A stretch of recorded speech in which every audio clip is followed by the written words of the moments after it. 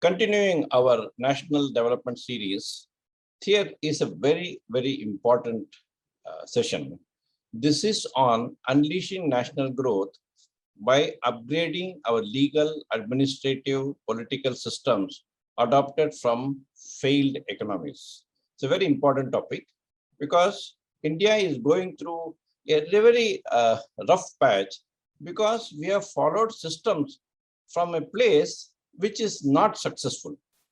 Let us understand what do we mean by failed economy and what do we mean by not so successful systems. We are talking of Great Britain. That was the former ruler of India for almost 200 years. Okay.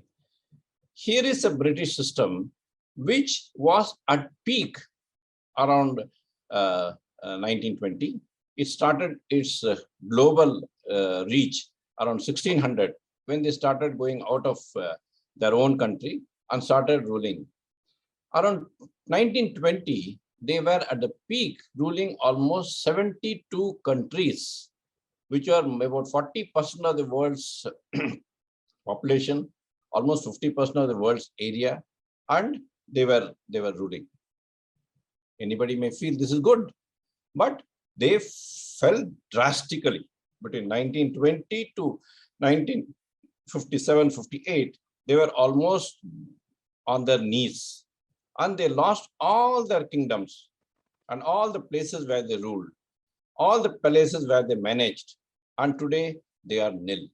They manage their own country, and most of the countries whom they have ruled, they are all in tatters because they left a legacy in which it was more of a ruler-ruled legacy, in which whatever is there, they had given unlimited powers to the small number of Britishers who are in the sites, and they could do anything they want.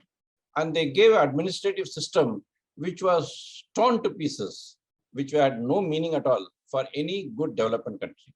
They gave a political system which made best of the friends or the worst of enemies. That is what is happening to all our systems. What do we mean by that? Suppose you say political. Democracy is extremely good. But the way the democracy is being planned, which is being given to us, which is being, yes, these are all changed. But the basic system is same. Here, even the two political parties are sworn enemies. Why should they be? They should be best of friends during the whole year, except for the election time. That's the way the system has been handed out to us. Let us say administration. In administration, the rules are so made that nobody can take a decision. All legs are tied up in such a way that only if something out of that purview says is necessary, it will be done.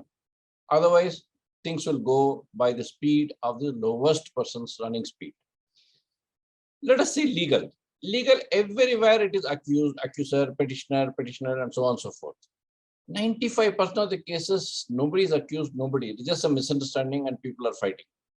Most of the legal cases, the way we are fighting with crores of this thing, whereas we had a very, very good system called Panchayati Raj, in which 5 intelligent people will sit and they will decide, and that is binding, right or wrong.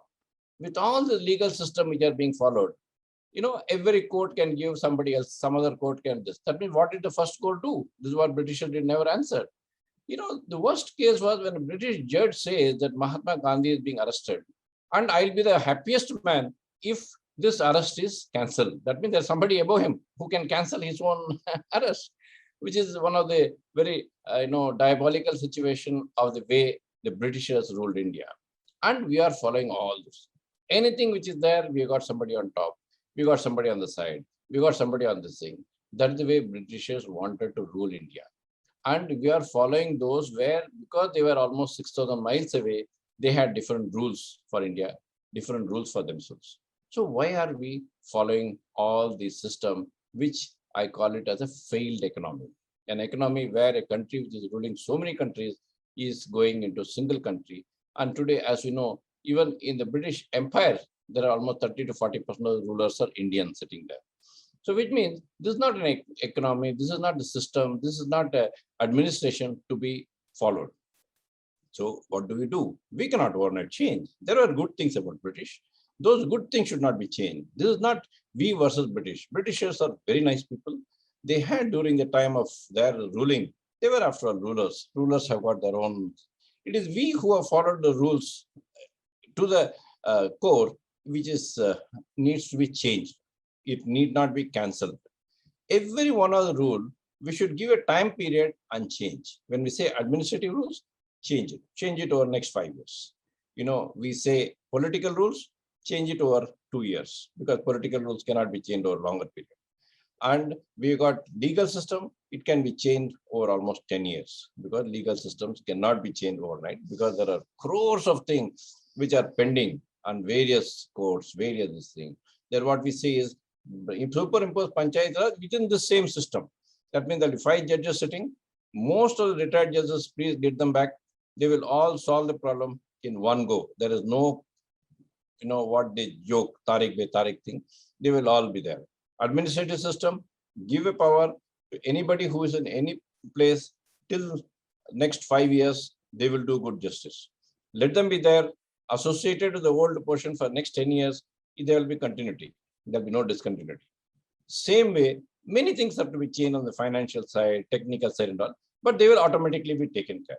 These supporting systems of political, legal and administrative system, if they can be first given the push, other systems are easily manageable. India is growing in a very big way. Expectations from the world are big. Indians are extremely good and sensitive to this. Today also India is running in spite of the system because of the way Indians behave. So finally, the system should have to serve the public interest. There should be enough much needed transparency, not over transparency. Then there should be integrity, legitimacy, fairness, responsiveness, and effectiveness. That is what secure governance brings. This secure governance principle, if it is imposed on these aspects, India will be the best country in the world. India will lead the world with knowledge and its effective way, and India will become the global soft superpower in its own rights and be welcomed by the world, unlike other places. Thank you.